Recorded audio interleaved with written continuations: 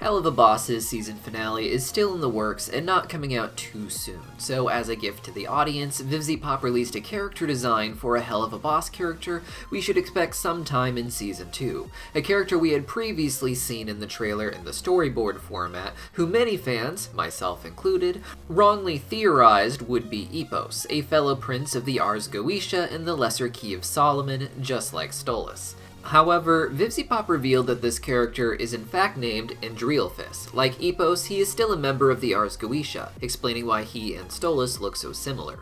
In her tweet, Vivziepop explained that this is Stolas' brother-in-law, which was interesting considering how similar they look. I've seen a lot of fans assume that being Stolas' brother-in-law meant that he was Stella's biological brother, but I don't think that is the case here. It has been implied in the show that Stolas' marriage to Stella was an arranged one, and it would make sense for Stella's siblings to end up in similar situations, with Stella's sister marrying into the Ars Goetia, but to Andrealphus. One fan on Twitter theorized that Andrealphus may have actually appeared in the pilot with a very different design, in the scene where Blitz falls out of Stolas' window in front of Stella and some guests that she has over. Next to this supposed Andrealphus is another female bird demon, presumably his wife and Stella's sister. Andrealphus is a Marquis in the Ars Goetia, making him important, but not as important as a prince like Stolas. However, if Stolas were to die or get into trouble with the Ars Goetia, someone would have to rise and fill his place as prince, and fulfill the duties that came with that role for Stolas.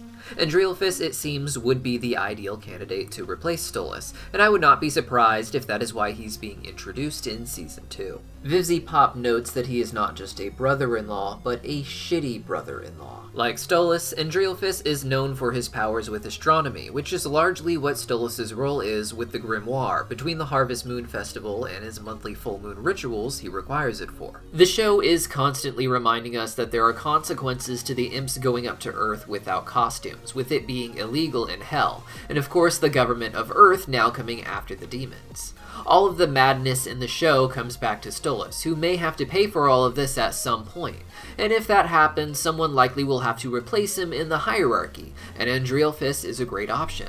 With Stella having already hired Stryker to assassinate Stolas, I would not be surprised to find out that Andrealphus was brought into this by Stella as well. She could have convinced him that it would lead to him taking over as prince in the Ars Goetia, as we just discussed, and with him already married to Stella's sister, they were already very familiar with one another.